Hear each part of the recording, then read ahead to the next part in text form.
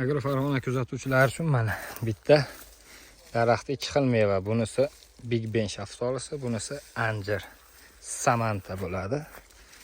Mana samanta degan mevani qaranglar, bleski kirishiga 3-4 kunligi bor.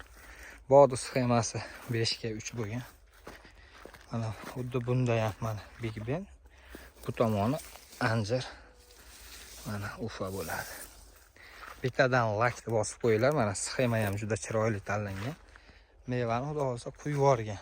Samantalar o'zi eng ertaki navlardan hisoblanadi bu ham. Bundan erta pishadiganlari ko'p, lekin bu ham ertaki nav hisoblanadi. Mana bunda ham sxema payvand qilingan Big Ben, bu tomoni anjir ufa. Videolarimizga bittadan like bosib bizni kuzatishda davom etinglar. Ko'chatlarni ko'paytirib qo'yganmiz kuz oyiga.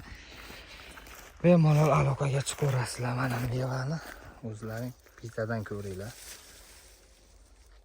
Bargda orasida ko'rinmayotgan bo'lishi mumkin. Bizni yo'qotib qo'ymaslik uchun podpiskani bosinglar, like'ni bosib qo'yinglar. Hali bundan da qiziq videolarimiz bor. Mevalar pishishni boshlagan. Giloslar mana pishib yotibdi. Achchiq gilos deyiladi bizda. Mana ichi to'la meva. Sog' bo'linglar, bizni kuzatishda davom etinglar. Sizlarga shu gilosni ham ilinib qo'ydim bog'ning ichida. Mana bunday meva.